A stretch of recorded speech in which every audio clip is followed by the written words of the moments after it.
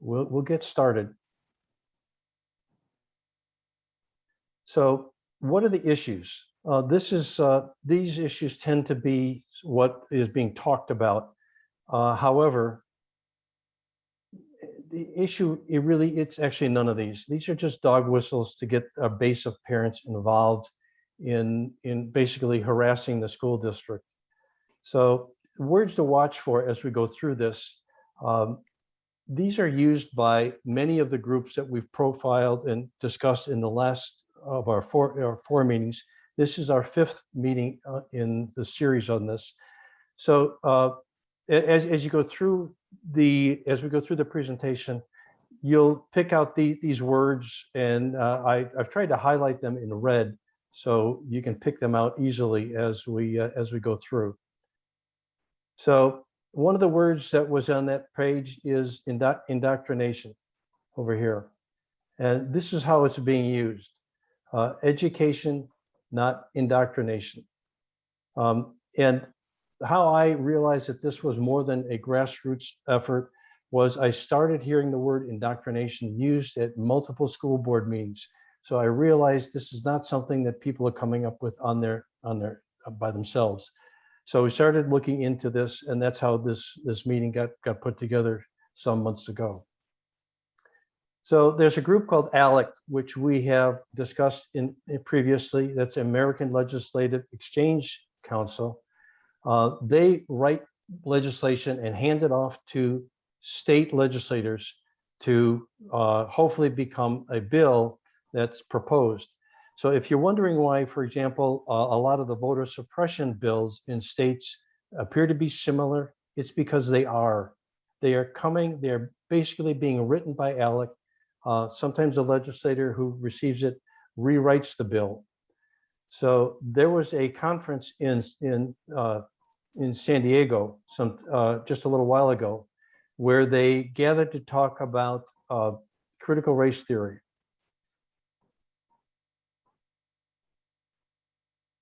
Republicans credit the controversy around CRT with electing their candidates for governor, lieutenant governor, and attorney general in Virginia last month. If you've noticed, there was a lot of discussion about CRT in the media up until that Virginia election. After that, it dropped off. So the media picks up on this stuff from these organizations and promotes the fear of critical race theory being taught in schools, which it is not. Okay, but here's the issue. It will play a role in the midterms, just as it did in Virginia. So that's why we want everybody to understand it is not really being taught. It is not an issue. This is a fear tactic. So what's it really about? It's about taking control of the school board because they want to control what's taught in the schools.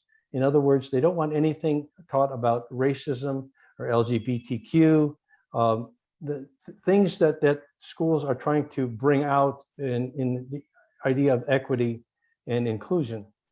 It's about getting their candidates elected to the board so they can run for higher offices because they will then have name recognition. In our previous meetings, we've discussed a lot of these organizations that have the stated goals above as their stated goals. Now, for this meeting, we'll review some of those groups. We'll talk about one or two new ones. We'll discuss some history. And at the end, Joyce will provide some calls to action for all of us, and there'll be something there for everybody. Here's some of the groups that we've talked about in the past. I'm just going to click through these quickly. This one, Illinois Policy Institute, you can see that a lot of these groups are interconnected. This is one that we've tracked down all of these groups that are actually run by one person. Awake Illinois, Illinois Parents Union, Leadership Institute. Okay, going through these quickly. We've gone through these in the past. And if you're interested, you can find recordings of our past meetings on the NWSOFA website. There's a YouTube link that you can find all these previous meetings recorded. Okay, so here's something that from the Illinois Association of School Boards, it's IASB, Illinois Association of School Boards. What does a school board, what is it, and what does it do? So here's the first in there in the statement. Provides local citizen control over education at a point as close to the parent and child as possible. That doesn't mean parents can control it.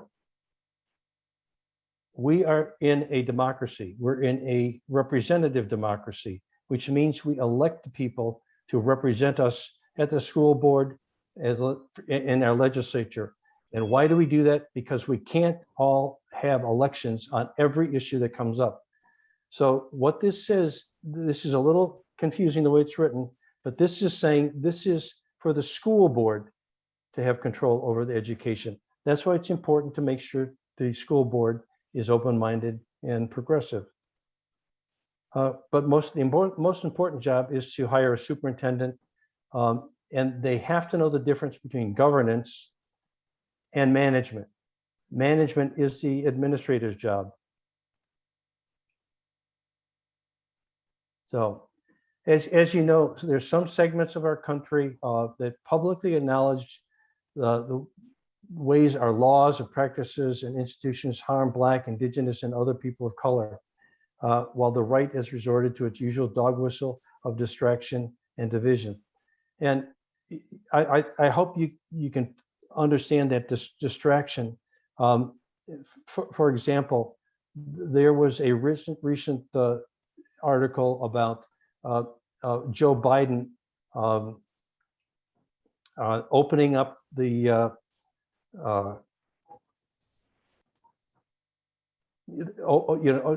forcing migrants to stay in Mexico. He reinstituted it. Joe Biden didn't do that on his own. The courts told him to do that. He had rescinded that, okay? And the courts told him he had to do it. So the right was publicizing that Biden reinstitutes stay in Mexico. He had to do it. He didn't have a choice. But the most recent catchphrase is that critical race theory, to combine all their anxieties over losing power and dominance. And we'll talk a little bit in the next slide about how this all came to be. What they're trying to do is undermine trust in and funding for schools and teachers. Okay, where it all started. There's a guy, Christopher Rufo, who is at the Manhattan Institute. We discussed the Manhattan Institute at our last meeting, and how they what they study and publish. So last March, this is from an article. So this actually is March of 2020. He stated that his goal was to run a public persuasion campaign that would conflate any number of topics into critical race theory.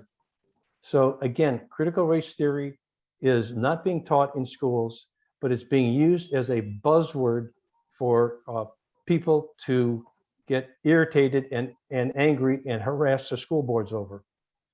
Okay, and this is his comment. We have successfully frozen their brand, our brand, critical race theory, into the public conversation and are steadily driving up negative perceptions. We will eventually turn it toxic as we put all the various cultural insanities under that brand category.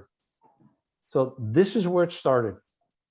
You can understand they have created critical race theory to be something which it isn't. And that's what we want to get across to people on this call today. So school districts have been adding diversity, equity training for years. Trump's presidential election changed the dynamics. Trump ordered, you probably remember this, in September 2020, an end to diversity and equity training for all federal contractors. Now, that came only after Christopher Rufo appeared on Tucker Carlson several times to equate equity and social justice with critical race theory, which is not. Okay, this is an example of what can happen.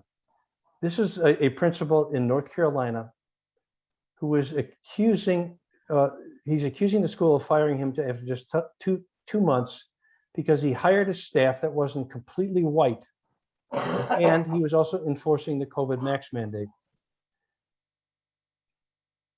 Okay. After filling 8 of the 20 positions with Black employees, one of the school board members stated her disapproval, which led to his firing. He also commented that he needed to discipline the staff for not complying with the school's mask mandate. So there's a couple of groups that new groups that we're going to talk about today. The first one is this the 1776 Commission that was started by President Trump in October of 2020, just before the election, with these intended goals. Now, this is just a commission. We'll talk about something else that sounds similar in the next page. But here, it refers to patriotic education. Patriotic education was one of those words I had on one of the first slides as something to follow and be aware of. It comes from states like Russia and China for the imposition of nationalistic propaganda. So again, keep in mind, this is where this information is coming from.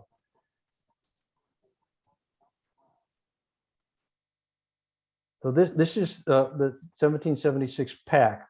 This is what they say on their website. We are a political action committee dedicated to electing school board members who want to reform our public education system by promoting patriotism and pride. Okay, keep in mind, patriotism. They are co-opting the word patriotism to mean what they want it to mean. We are committed to abolishing critical race theory and the 1619 Project, which is nothing more than chronicling the history of slaves being brought to America. It was a supplement that was published by the New York Times. Now, a new and troubling trend has emerged in our schools. All 50 states have adopted critical race theory and parts of the 1619 Project as part of the curriculum. That's not true. I can assure you that my school superintendent has come out at our school board meetings and absolutely told all the members that are there, we do not teach critical race theory, so I do not want to hear any comments about critical race theory in the public comments, which is effectively silence people because there's nothing to talk about. Okay, the other thing that this group does is they endorse school board candidates. So far, I can find none that they're endorsing in Illinois, but they've endorsed these candidates in Pennsylvania, Colorado, Kansas, Minnesota, Virginia, Ohio, and New Jersey. So you can go to 1776 Project PAC and see who they have endorsed. Okay, critical race theory, according to 1776 PAC, they're saying that activists, scholars, and politicians are currently attempting to socially engineer our society. Okay, that is news. I've been an activist for several years. This is news to me. I don't know anybody that's really doing this. Supporters of critical race theory hold that political power is being more important than its facts. Now, remember earlier I said there's diversionary tactics. What they are doing here is accusing the activists, scholars, and politicians of being more interested in power than facts, when actually the reverse is true. Those trying to promote critical race theory as being negative, those are the ones that are trying to get political power and are less interested in facts because they promote critical race theory being taught, which it is not. Their positions are incredibly hostile. They're accusing activists, scholars, and politicians as being hostile to white people, which is not true. And accusing that group of people, that's basically saying they're white supremacists, which they're not. Now, they're using the word Marxist here because it's an inflammatory term. Marxist is an economic theory, which tends to lead to communism, but has nothing to do with schools. So it's up to us, the GOP, This is on their website to fight their agenda. Their agenda is the activists, scholars, and politicians in every school board election where this theory is tolerated, promoted. Well, the theory isn't taught and promoted. It's only being promoted as a fear tactic to get people involved. So just keep that in mind. This is the other thing that's going on. If you recall what's going on in Texas, where they are basically promoting vigilantism with allowing citizens to sue other citizens who, for if a woman wants to go have an abortion, they can even sue the person who drives them to that abortion clinic. Well, what's happening here, and I have another example later on, where if somebody thinks that their school is even talking about critical race theory, which can be as simple as a mention of slavery, they're supposed to report to school to this group who will then begin harassing that school. Okay, what happens when the conservative school board gets power at different districts around the country? Keep in mind, public schools are at an inflection point. They are being attacked by these groups. One of the goals is to get parents to remove their kids from the school into a private school where they can then control what is being taught. Okay. Progressives fear that rolling back these efforts are just telling what may happen in the future. So let's look at what actually has happened in one of our neighbors in Waukesha, Wisconsin. They, in 2017, they established a program of diversity and values for individual differences according to their mission statement. But the teachers are saying that new rules actually fly in the face of that. It started when parents started observing their own kids learning because of the pandemic, and they grew angry over rules for masks and vaccines. They ran people for school boards, backed them. The problem is school board elections are very lightly attended, generally in the 10 to 12% of eligible voters. So a group that's motivated can get their voters out and flip a school board in a single election. Now, here again, Black Lives Matter is tied to a larger political movement, and with CRT, and again, its end goal is Marxist. It has nothing. The Black Lives Matter has nothing to do with Marxist. Marxism, again, is an economic theory that tends to lead to communism. So, what happened in Waukesha? This was their poster that they made in 2017 to support kids of different races, different religions, LGBTQ, whatever.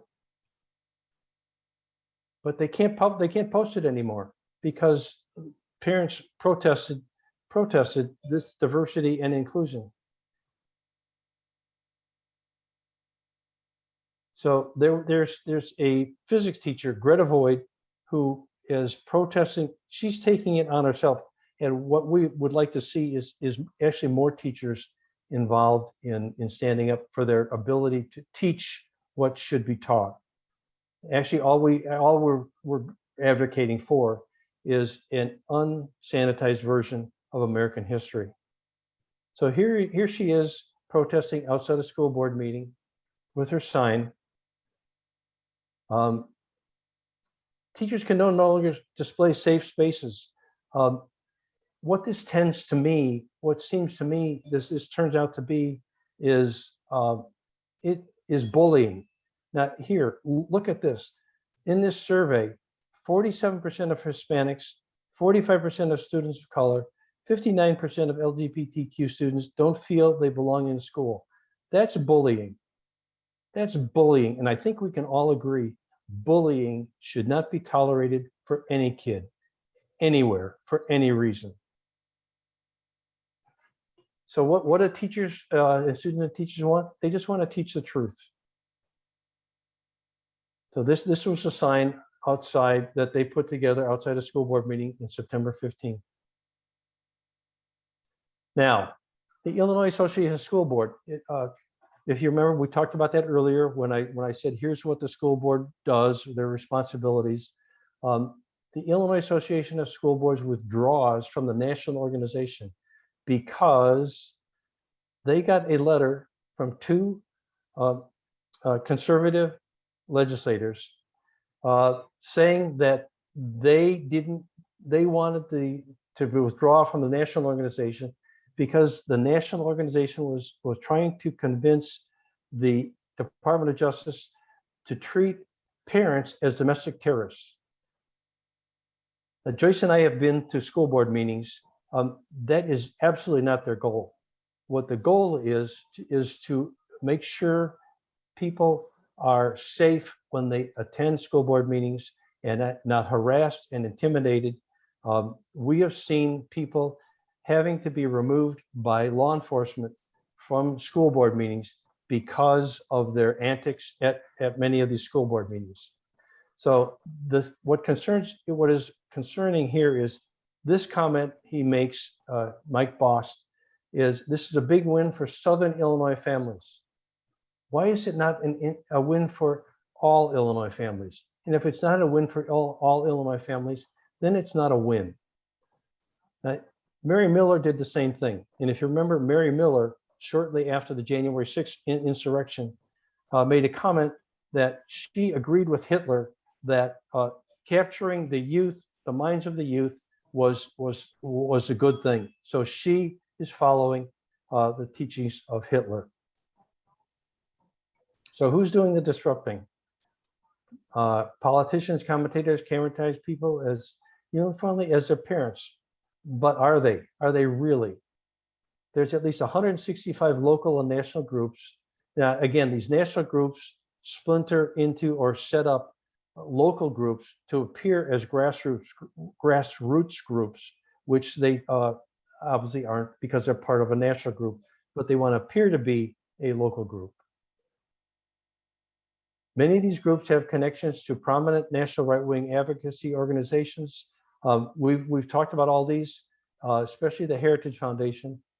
I'm going to talk about the Proud Boys next. Proud Boys have been in the news. They were at the January 6th insurrection.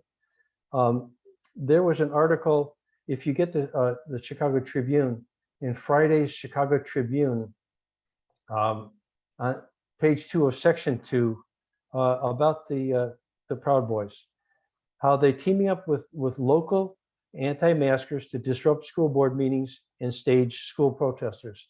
Now, one of the quotes that's in this article, which I'm going to read to you, it says, the plan of attack, if you want to make change, is to get involved at the local level, said Jeremy Bertino, prominent member of the Proud Boys from North Carolina. So they are now focusing on local school boards, and we'll show you some examples of that in the next couple of slides. So Downers Grove. This was a meeting about 4 weeks ago at Downers Grove. They profiled, and there's comment here that the Proud Boys were there.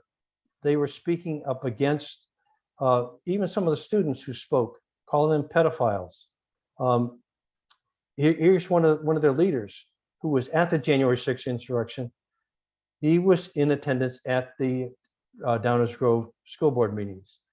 The students, where they were trying to speak, said the men jeered them.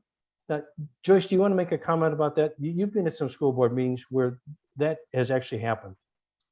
Yeah, so one of the things, and hopefully you are showing up to your school board meetings and paying attention.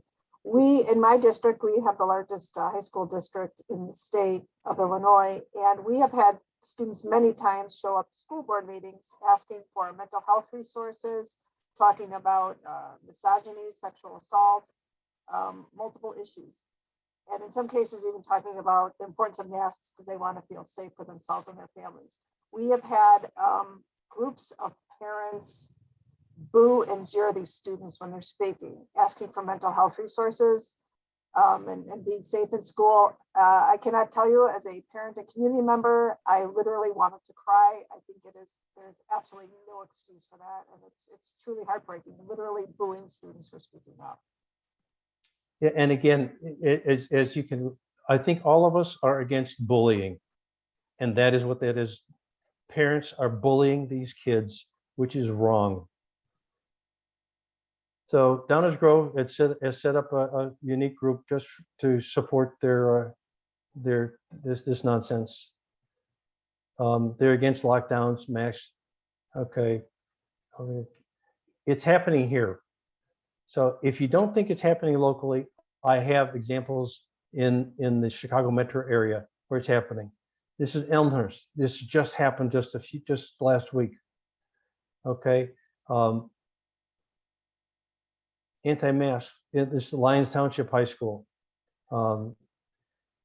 Again, Lyons Township High School. Again, referring to a Marxist movement. Now keep in mind, as I've said, this is not, they're not getting these words on their own. They're getting these from these websites that we have discussed in previous meetings. Parents fed up with anti-mask targeting in Glen Ellen. We'll talk about that a little bit later, but they were actually lining up to harass grade school kids as they walked into the school. Fireworks at the Barrington School. Now, I attended this meeting. It went on for 4 hours. There were 60 people that talked. This link that's here is CBS, local Chicago.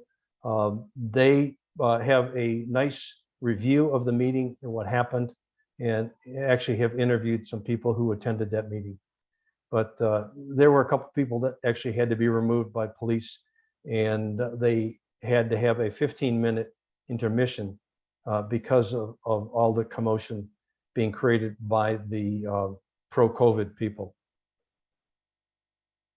Now, this is good news. Right-wing group called Turning Point that we have talked about before tried to get a chapter started at Taft High School. The school's principal said he will never tolerate a student group that goes against their values. So he did not allow that group to be formed at Taft High School.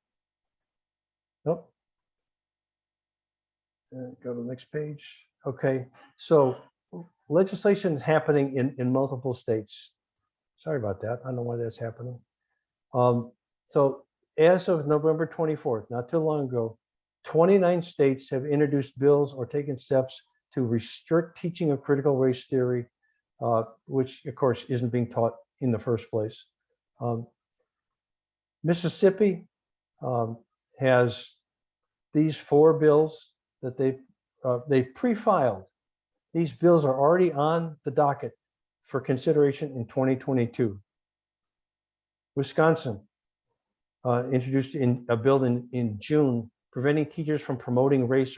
Now, again, if you can report a teacher for something that you think is racist or sexist with no evidence, then that teacher is going to be very concerned about how they teach various things in their school. So here's another group, Moms for Liberty. We've talked about these people in the past, so I'm going to go through these slides rather quickly, but I've got a couple new slides toward the end. But again, parental rights, parental choice, which is something that Joyce is having to deal with in her school district. This is the year, so 2022 is the year of the parent at the ballot box. So again, what they're trying to do is get parents incited with all this untruths and stoking of fear to vote for their candidates who want to take over the school board and dictate what is taught in school boards. Okay, again, fight for parental rights. So here, again, this is from an article written by Elizabeth Broadbent. Okay, and I've got the article listed down here at the bottom. So you can Google that. So by tyrants, they mean liberals. They're calling people who want progress liberals, but they're calling them tyrants.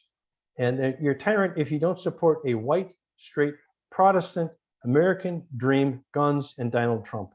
You're a tyrant. So when anybody starts tossing around the word liberty, get nervous.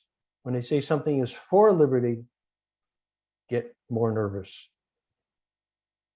Now, here again, Moms for Liberty is about something much more profound.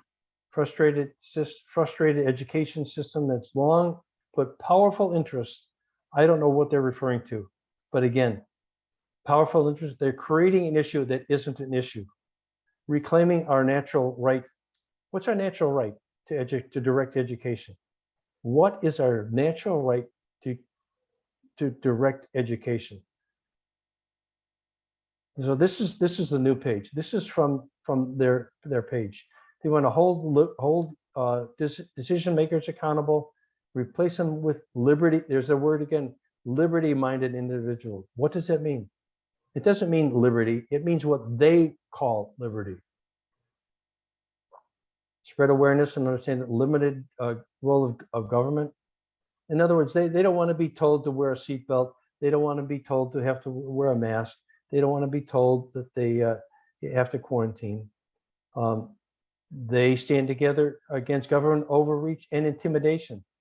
The government is not intimidating anyone, but if you attend a school board meeting, you will see them trying to intimidate people who are standing up for common sense COVID mitigation practice. Here again, liberty in our homes and community. Again, be concerned if you keep seeing the word liberty in a lot of things. Now, here's what's happening with their group in New Hampshire. So Illinois so far doesn't have any groups for Moms for Liberty, but New Hampshire does. And this is what they're doing. They put a bounty out, as I mentioned before, in the 1776 pack. They've got a bounty out, $500 for anybody that can catch the first public school teacher breaking the law, which is talking about critical race theory. But they conflate anything about racism with critical race theory. This is on the New Hampshire Department of Education. They're making it easier for citizens, again, vigilantism, to help enforce the law. You see parental rights again. And this is the problem down here that I've bolded. Educators will work under a cloud of uncertainty that they will be reported to the state, triggering a sham investigation without any evidence or transparency. So here's some history. Here's a group in Frankfort, Kentucky. They're rallying against textbooks. That's what was going on in Downers Grove. They were rallying against these people wanted a textbook removed from the library. So, this is starting happening. And what we're probably going to do in our meeting in January is talk about this approach for book banning that is now coming along. Libraries are being inundated with FOIA requests, Freedom of Information Act requests, which are, they have to go through and come up with every book that references racism or slavery or racism. So here's from the Heritage Foundation. This is what they're doing. They are calling critical race theory, makes a category. They're saying critical race theory categorizes individuals into groups of oppressors and victims. Well, kinda. Oppressors may be the ones that own slaves. Victims are probably the slave owners. But at this point, there's no slavery in America. So how does this impact us? It's a philosophy. They're saying critical race theory is a philosophy that infects everything from politics and education to the workplace and military, which it does not. Okay. So here's from the anti-public school playbook. And now I've kind of alluded to a lot of this throughout the presentation, but what they're trying to do is drum up a culture war around race or gender issues. Get it publicized in the media, which you saw happening at the Virginia election, where they were publicizing critical race theory and voters believed it, which wasn't true. They win elections by soaking fear around these issues. So again, what they're trying to do is do diversion and create fear in common sense people who basically can't take the time to really research a lot of this information. So they frame attempts to update the curricula to include a unsanitized version of American history as a racial attack on American values. What it's really doing is updating our history, which is what we should be doing. What's going to happen then is, as they pull their kids out of public schools and put them in private schools so that they can control what they're being taught, they will then demand vouchers and start to defund public schools, which is not where we want to go. America has been the successful juggernaut for over 200 years because we had free public education, and that's what we need to continue. And then last step is to support politicians at every level who push for education cuts. I can tell you one of the people who is on my school board, when they started talking about the budget for next year, first one to raise, we need to find things that we can cut from the budget. Not knowing what's in the budget, but saying we have to find things we have to cut from the budget. So this is from the NEA president, National Educational Association president. This is published in the December magazine of the NEA. I'm lucky I get a copy of this. My wife is a retired teacher. So from President Eisenhower, going back to 1956, think about this. If a political party does not have as its foundation in the determination to advance a cause that is right and is moral, then it's not a political party. It is merely a conspiracy to seize power. Now, this is 56, right after McCarthy. So bottom line, these organizations we've listed have the intent to take over your school board in order to maintain a sanitized version of American history that is being taught, to energize a base of voters for the November 2022 election. Let's not let them do that. So what do? Get active. Joyce is now going to review a wide range of opportunities. There's something for everyone there. Feel free to take a screenshot of these next pages that Joyce is going to show. But remember, a highly motivated minority will overcome a complacent majority. So pay attention to what Joyce is going to talk about. Joyce, you're up. So, so kind of the common thing that people will say is, "Oh my God, we're up against this big money and this powerful machine. We can't do anything about it. We can always do something." I have a quote from Michael Moore: "Action beats hope every time."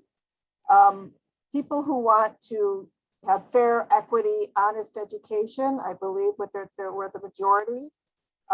But as Jim mentioned, people don't vote very heavily in the midterms. They don't vote very heavily for school boards because they think, and honestly, a school board meeting should be the most boring meeting on the planet. There should be pretty basic, should not have any of this kind of stuff. I've been going to school board meetings for several years, and it's appalling the how I see parents act. It is absolutely appalling. It's shameful. And know that there's groups of parents, just as we kind of go through this.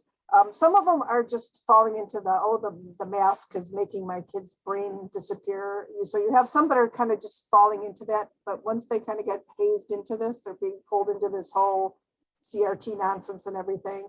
And then you have people who are literally just trying to hang on to power, this kind of racist kind of conversation where, we don't want to give up power. So know that's where we're at. So don't despair, because there is something, like Jim said, there's something everybody can do. You don't have to do everything, but there's something you can do. And what always keeps me going is if your voice isn't showing up, whose voice is going to fill the void?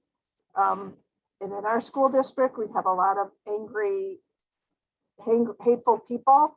And we have the people who are concerned about masks, but there's a lot of people who just want honest education. We want to keep our children safe. We want to keep our communities safe. So pick something. And I know we've talked about these. If you've been here before, we keep adding on to this list, and I'll go through some of these. So the most important thing you could do is show up. So that includes contacting your school board. You can contact them by email.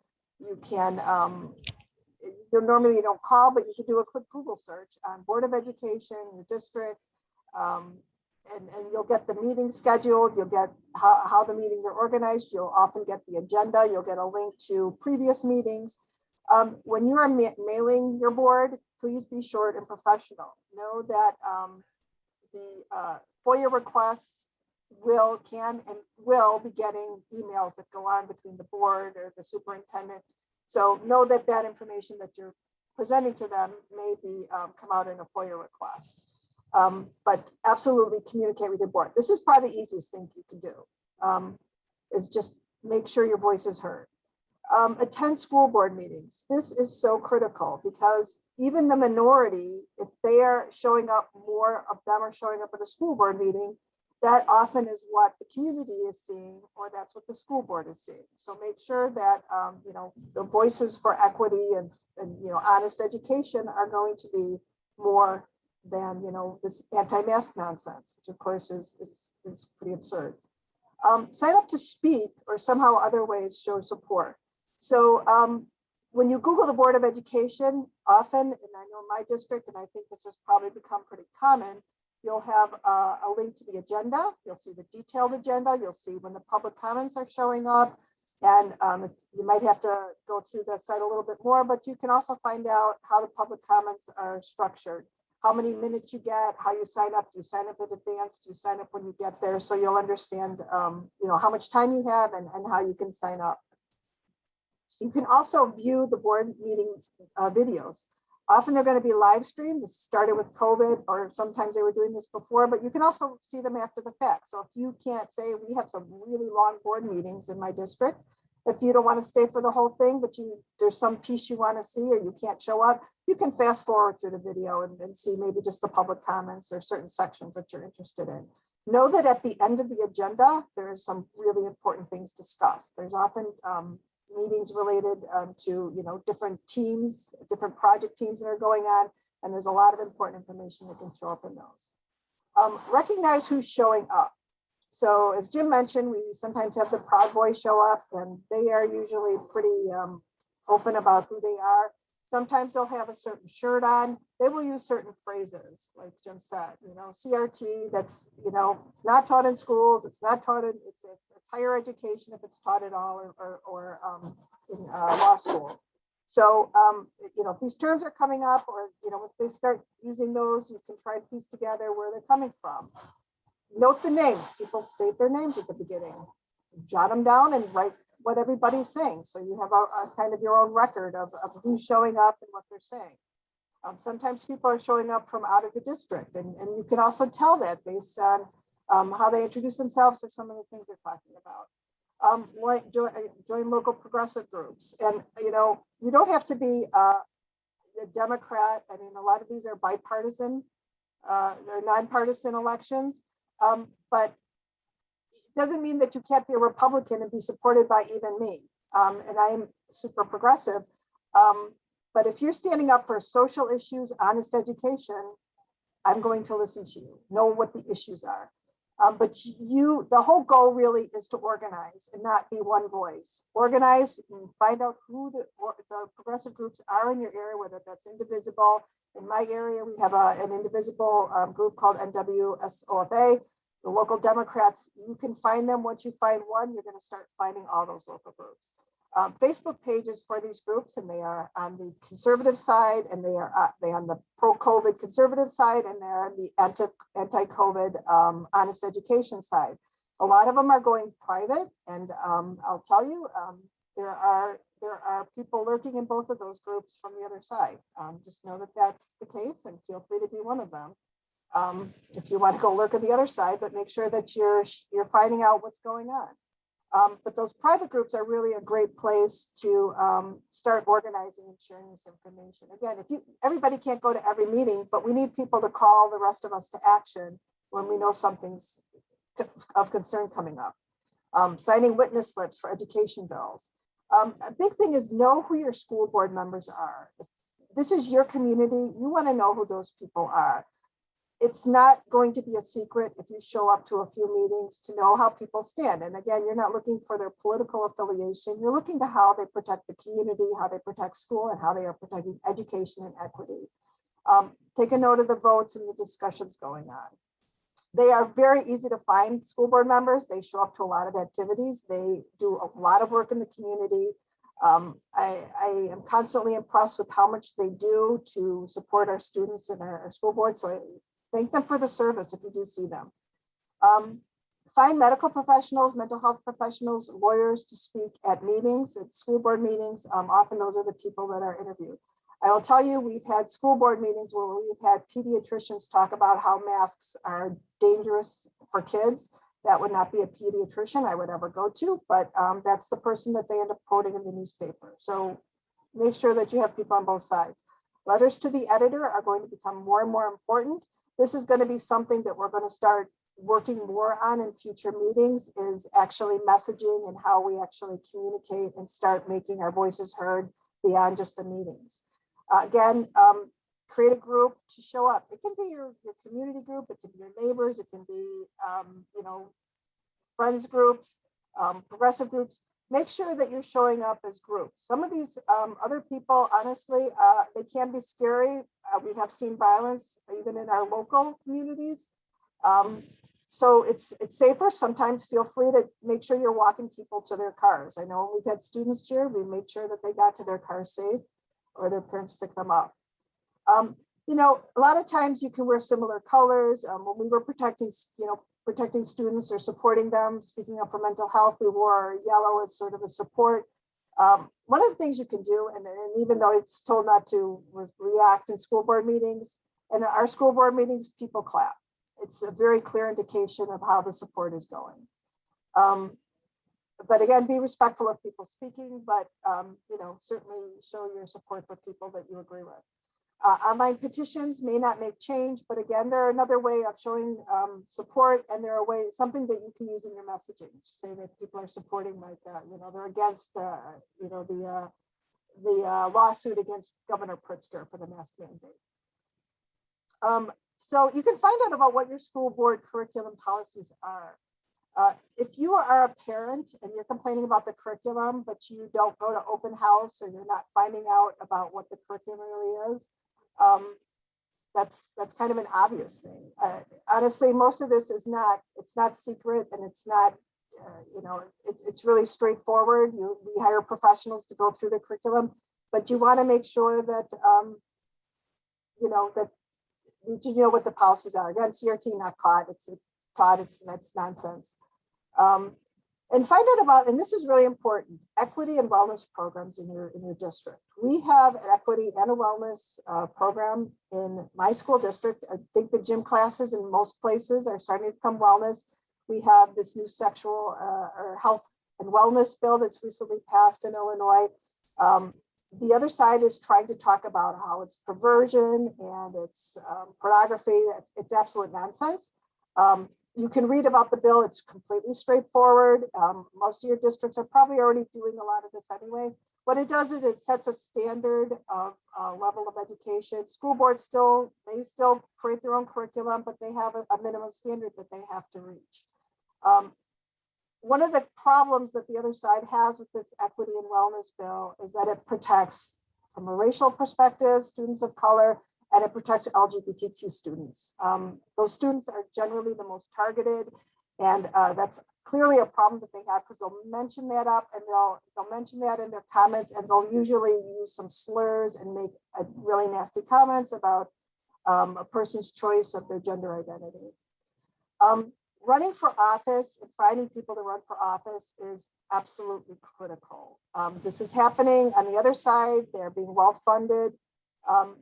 You don't necessarily have to match the money. We just need to have the voices. We need to have the feet on the ground, and we need to promote these people. Again, not hugely huge turnouts for these. So we need to find ways to turn out people that are going to vote for honest and fair and accurate education. Signing up for webinars on how to run, or making positive trouble, as John Lewis would say. If you can't make that, go ahead and sign up for it, because you'll be on their future list and you'll find out about other activities they have. Again, finding allies at board meetings. When you hear somebody speak that you want to support, whether it's a problem that they're having in the school district, or if it's a racial equity issue, talk to them after the meeting and exchange information so that you can find out a way to support each other. FOIA requests is used as a harassment tool by the pro-COVID crowd, basically.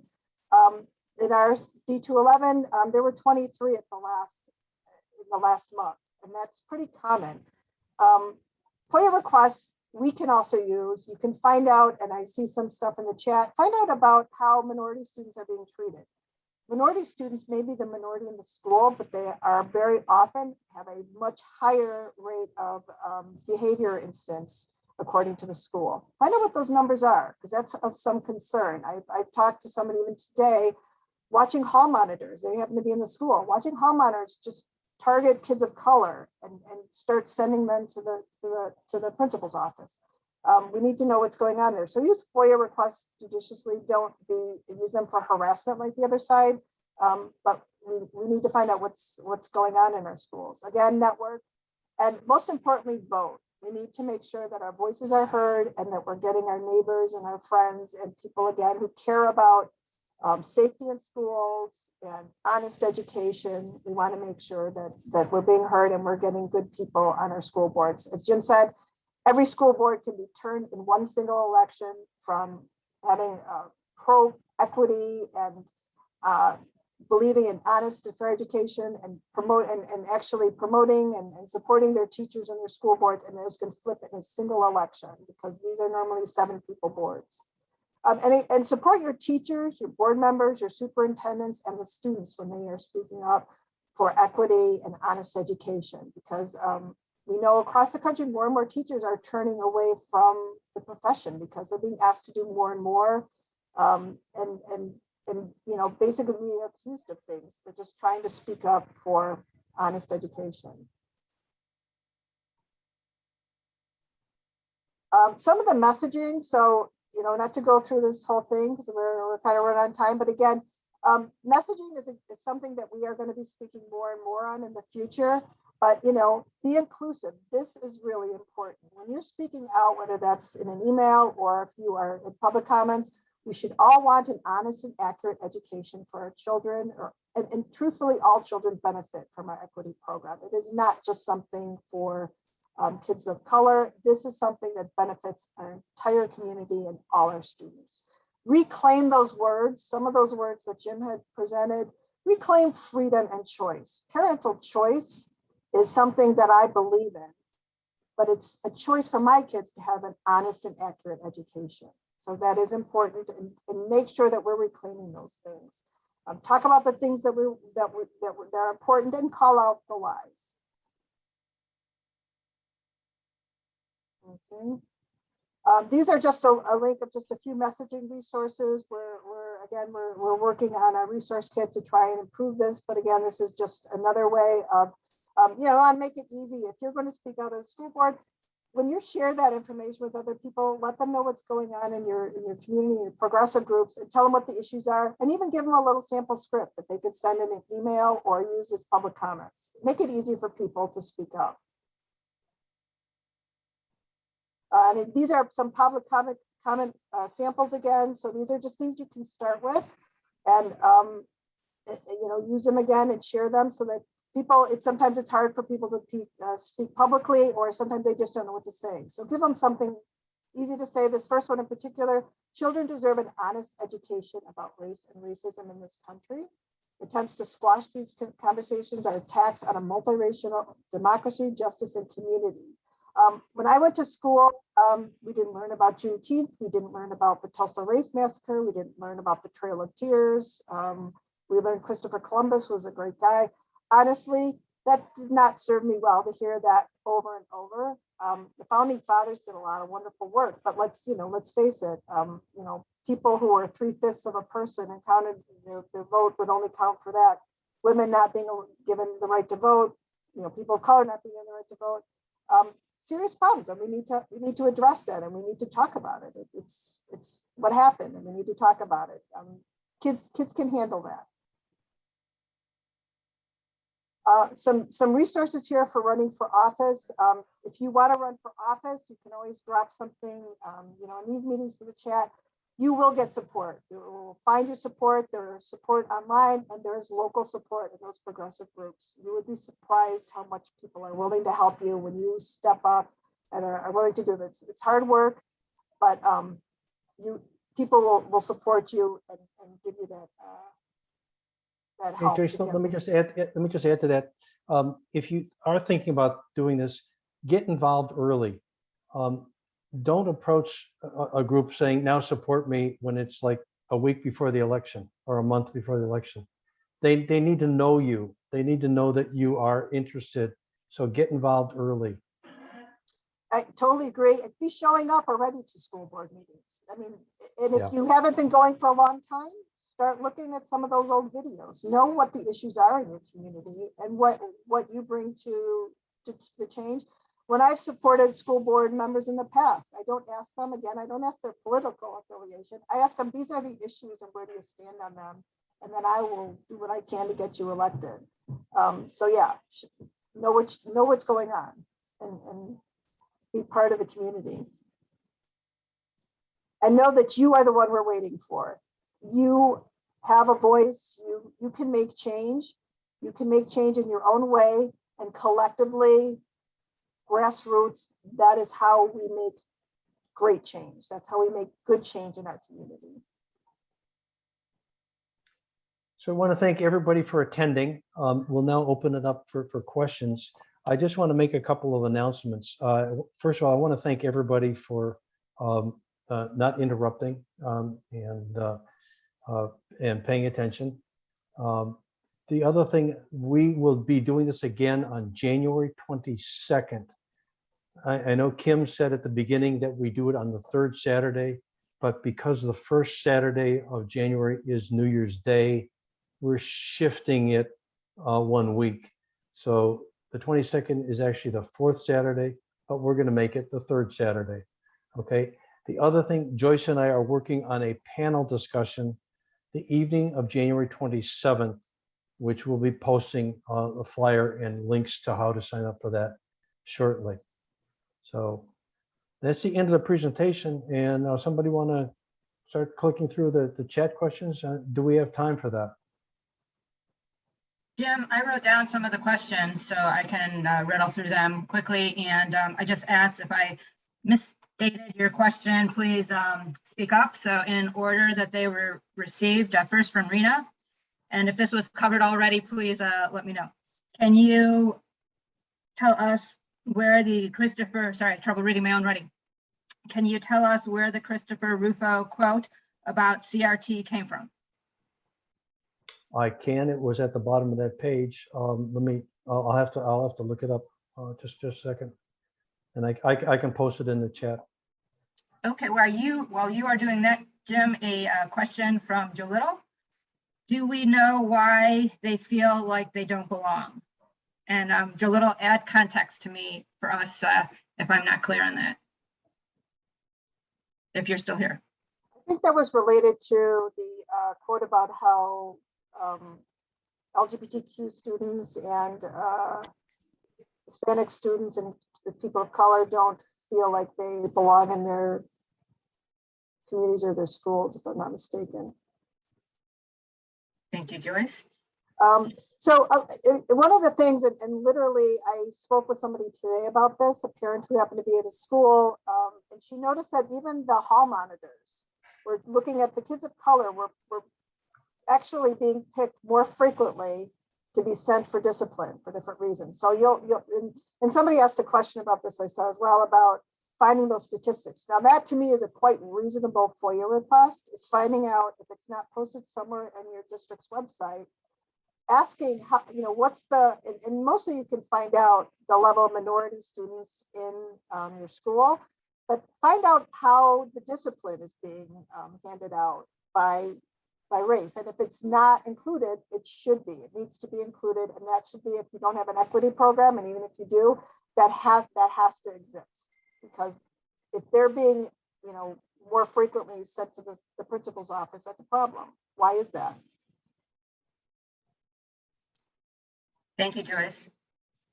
From Donna Joy, Moms for Liberty. How many moms? Do we know how many moms are in that group?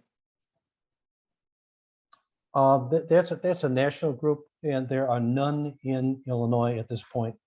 So I can't answer that question. Jim and Joyce, I read an article saying there was 70,000 possibly. I mean, that's just statistic may not be, totally accurate, but it started in January of 2021. They wanted to go to every county. Their strategy was to go to every county in Florida, and then they were contacted by New Hampshire. So they've been able to spread. And I threw out the question about support our schools, which seems like that's a group that supports diversity, equity, and inclusion, but they don't seem to have a lot of supporters. So I don't know, is there one group that we could get behind that goes for diversity, equity, inclusion, and truth in education? Would you be comfortable? Do you know groups that, or multiple groups that people could support? I think we start looking at that. I think we need to start looking at that flip side about groups that are supportive. One thing to note about the names of these groups don't have a lot of meaning, like Moms for Liberty or Right. Parents Union. That may or may not be a group that's something that that supports equity, diversity, honest education. Just that name, and they purposely pick names that sound like they're right. And if you go to a website, sometimes they'll even have people of color, and they'll make it look like it's actually a pro-diversity equity group. But as you dig in and you do some research, like Jim's done all this amazing research, you need to know who's behind these groups before you really know if there's something to support. And that one, Kathy, you mentioned, I should start looking at that, and I want to find out a little bit more about that. Okay, great. Thank you. Thank you, Kathy. Question from Carrie. How do I find my school board members? So if you do, and if you want to send me something, I'll even help you. Send me your information. But if you put in your district, D54 space school board, you're going to find out who they are. They'll have their own, they should have their own website, the names, how to contact them, board meetings, everything should come up. Thank you, Joyce. From Joe Little, and I think she cannot unmute. I'll try to read my writing here the best I can. This is about your comments, Jim, when you were talking about communism. And so Joe Little states, Marxism leads to communism. Communism always starts with tearing down monuments and rewriting history. How do we explain what has gone on over the past couple of years against this talking point from the others? Good question. I mean, I look at, they're just using, in my opinion, and just this is my opinion, that they're using the term Marxism as a fear tactic, because everybody they know Marxism leads to communism. And I don't think they know what it means. And I've seen it used, Marxism and fascism, in the same word. They are similar but not related. So they like these terms that promote fear in people. What if we become a Marxist nation? What if we become a fascist nation? Well, we're not, but they're using those terms to stoke fear so people pay attention. So that's all I can comment on that. Yeah, they're dog whistles and they're lazy arguments. Yeah. Thank you both. So from Marcia, suggestions for people to write LTE's letters to the editor.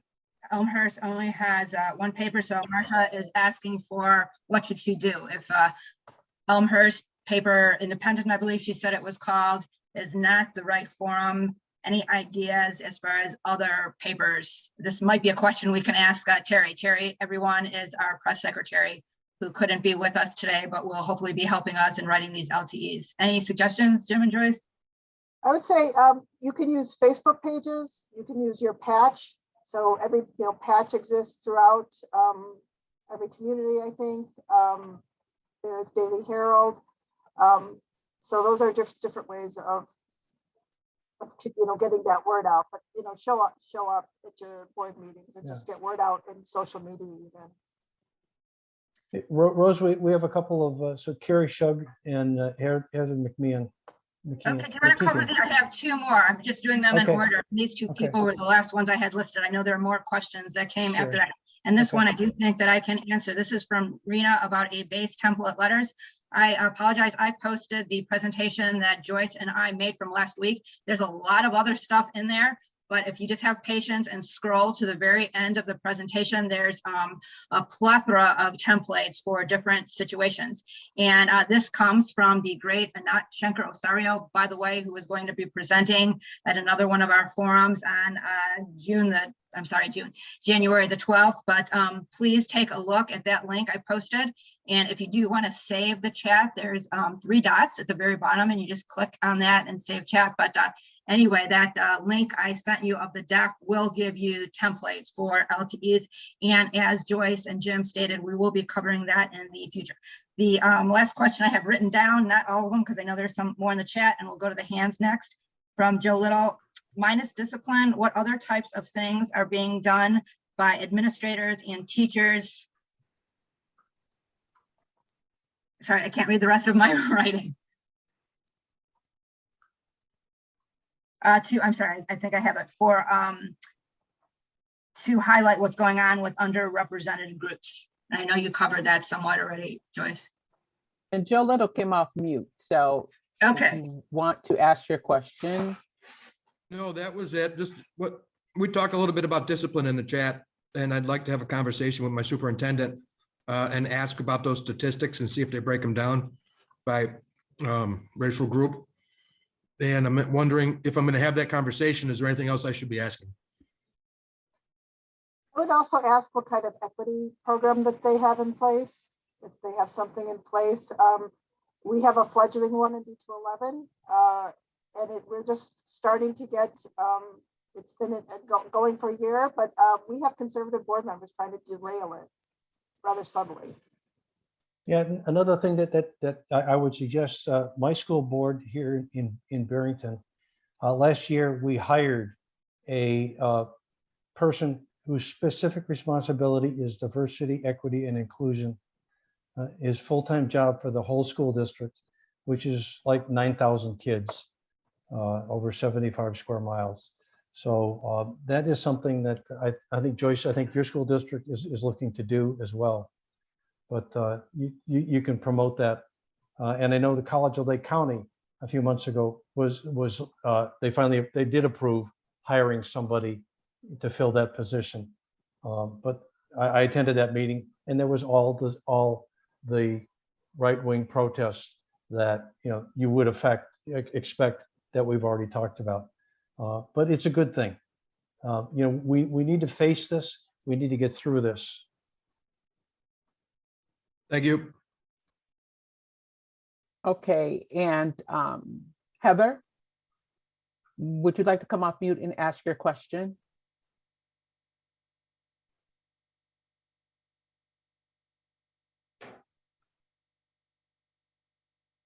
Okay, Heather did drop the question in the chat. Ask your school for a hate incident reporting form with a link on the website. She's making a statement. Students don't report most incidents. The parents often don't know how to report or have fears of retaliation. She's still trying to, there you go. Are you're able to come off mute now? There you go. Can you hear me now? Okay. We can hear you. Go ahead, Heather. Yeah, so I don't really have a question, largely because we're living this where I live. We are in a red county. We have anti-government conservatives on most school boards, often running the school boards. And so, you know, we're actually trying to find a way to begin trying to even get people to know it's okay to ask questions. What I would recommend, though, is that if you haven't forged a relationship with your local Black churches, I would encourage you to go and visit them and speak with the mothers and grandmothers. They will tell you what's really happening, because, you know, here we all are just kind of standing on this white racial frame. Some of us are near the top, some of us are near the bottom, and most of us are somewhere in the middle. And to really shake any of the ones at the top, you got to do a lot of shaking at the bottom, and then the whole frame moves against them. And that's too much of an ask for most people. Right now, yes, or the last 2 days, we're dealing with our art teacher said it was fine for a student to make Confederate flag ornaments in art class. And then they disciplined the Black students who complained about it. And then when they asked for a Title IX investigation, the man in charge, our superintendent, wouldn't send them the form, and instead showed up at their workplace to tell them why they didn't understand they need to be tolerant of all people's beliefs. And this man actually sits on a board of trustee member on a regional public university. We're not just facing ignorance here, but what we have learned, and we are facing real problems here in our community, already living this. You know, our local school board in Macomb is holding out okay because of the university influence, but all of our local ones are lost. They can't get credible, accredited people to even teach because they're too afraid of the anti-masking mandates that they've done. So what you want to look for, though, remember, we're not fighting everybody. We really, democracies are saved and lost on a small group of persistently dedicated people, finding those people, trying to tear it down, and you go after the enforcers, the ones who beat people down. Right? Yeah, that's why I said in one of the slides, a highly motivated minority will overcome a complacent majority. So, and that's why Joyce had that list of actions. Mhm. You know, we need to get involved. So I don't know, Rose, are there any more questions, or how are we doing? Should we close? There were a couple of questions about slides, if you will be sending your slides to the group. Yeah, I think we can do that. Yeah, Bill, I think you have everybody's email address. We can do that. Yeah, and As long as go ahead. they signed up, on our RSVP registration, we can forward all that information plus the video that is being done when that is ready. Okay. Yeah, there's a comment. I just want to. There's a comment in the chat about FAIR, which we talked about last month. So it's a group that appears to be in favor of what we're talking about, but when you really read in detail what's on their website, it is not. They have Black people who are leaders of this group, but when you read what they really support, they really are not in it for equity. So it sounds like a good group. It is not. A couple more questions from Kathy. She has a question about Support Our Schools group. Have we heard about this group? I have not, and I've taken a note that I will research that for next. And by the way we get a lot of the input on things we're going to talk about is we get emails from people with links to articles. I spend hours going through those because many of those articles have other links, and I like to follow them to the end. And when I find information, I put it in a PowerPoint, and then a couple of days before our meeting, I rearrange my PowerPoint so hopefully it makes sense. But feel free to send us emails on anything that you read in this article. We really appreciate it. Joyce and Jim, there's a number of new messages coming in. Are you willing to take more questions? Yeah, we can probably go for another 5 minutes. I've got a place I've got to be to. I should be there by 1:30, but I'm going to be late. But go ahead. Okay. From Marsha, how about parents defending education? The anti-CRT person in Elmhurst saying he will run for school board said he believes what they say. Yeah, we discussed parents offending education last month, and I don't know what you want. Yeah, they are a bad actor. That's all I can say is, again, a lot of these groups aren't what they purport to be. They aren't defending education. They want the education the way they want the education. So just keep that in mind, that if you see these names, go to their website, read everything that's on the website, because parents defending education on the surface, gosh, how could you not defend education?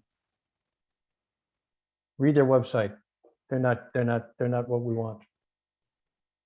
There's some additional questions from Carrie about school board, and I believe he's part of the NWSOFA team. So if you can read that and get back to him, that would be great.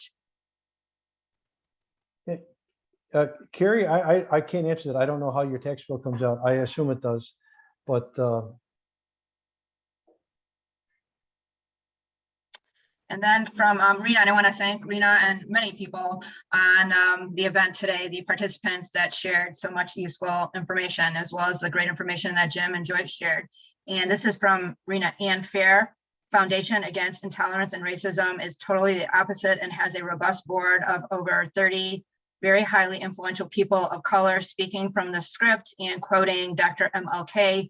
We should be judged by the content of our character, not the color of our skin. I keep wondering if they know what they actually stand for. And I just want to add real quickly, we had a social media event a number of months ago, and we had board members, I think from Palatine, I don't remember, Joyce and Jim, it was Cliff, I believe, that said he just came from an event. He's a Black man, and he was speaking, and some folks of white persuasion were asking him about this particular quote. So I feel that it's unfortunate. Any advice about when people are hit with this quote, what can be said?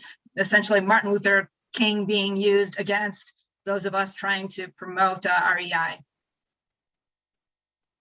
Yeah, these groups are, they selectively use quotes from MLK. So they take stuff out of context and paste it into their, their web page or whatever. So be careful. Like I said, read everything that's on their website before you quote anything that's on their website. I just want to comment on the tax bill. My tax bill literally does include the school districts. So Thanks, if you look at your tax bill, it's probably on there. Oh, and just another thought. You don't need to have kids in the school district. You just need to live in the school district to go talk to your school board. That's a question that's come up with us for a couple of times. If you're a taxpayer in that school district, you go to the school board. You're welcome. Karen wants to know how she can be added to the email distribution. Karen, if you want to send your email directly to me for privacy reasons, I'll make sure it gets on there. If you're still here. And do we send out from people who have signed up previously? Are they automatically invited on these next? Do they get information on this? So, and that's true in general. A lot of these webcasts and things, if you sign up, you'll be included even if you don't make it. You'll get information on whatever it is, running for office or whatever it is. Hey, we have a hand raised. Chaya. Yes, hi. Chaya You Rubenstein. can also run for school board if you live in the school district. You don't have to have children in the schools, but it might help you win. I don't know. But we had in our school, one of our school districts, we had more open seats than we had candidates. And some people were recruited at the end to run. For one was a person I knew, so it was fine. I don't know about other people, but you can run for school board as long as you're a citizen and you whatever rules. And definitely, if you're interested, talk to your current school board members, people especially that you think that you're like-minded. Talk to them about what it takes and what the job entails. Yeah, we focused this presentation on school boards, but last meeting we talked about what happened at the Niles Library. where people didn't vote. 8% of the voters voted, and a conservative group took the library over, canceled programs, released staff, reduced hours of the library. So it's happening at every level of local governance. I don't know if it's happening at the park districts. I can't imagine what they would do there, but libraries, and like I said, libraries are being inundated with FOIA requests. So, And Jim, let me know when you're ready for your last question. I'm not keeping track of your 5 minutes here, so let me know. But we do have a question from Donna Joy. Can we go after some of these groups based on their nonprofit status? as far as go after, I mean, we are volunteers. We're not a funded group. I mean, to go after, you would need a staff. So if somebody is interested in doing that, I think we'd be glad to work with you. But you need funding, and you need somebody that's going to organize and do that, because going after means probably lawsuits or whatever. Yeah, and you can see, yeah, they're popping up all the time. One thing I would say is when people are running for office, you do some background checks on them. Figure out, you'd be surprised how much people display in their social media. You can find out who they are, and what kind of policies and what groups they belong to quite often. And so you know who you're going to support.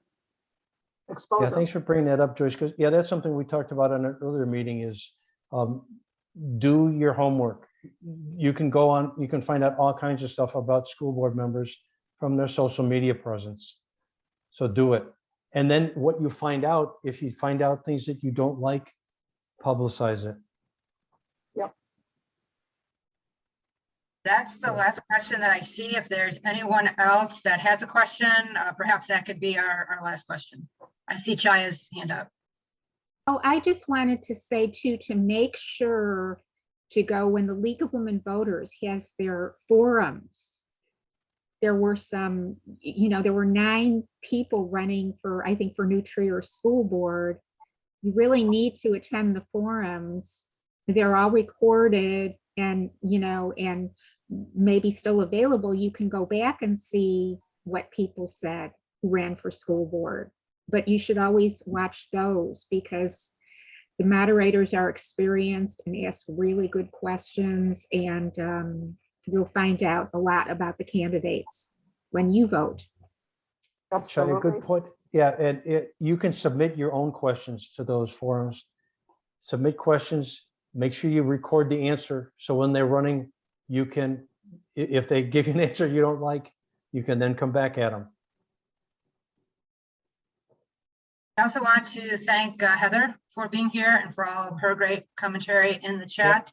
Yep. And that's all the questions I see. And I want to thank you for being here. Over to Jim and Joyce and Kim to close. Yeah, thank you everybody for joining today. We've gone well over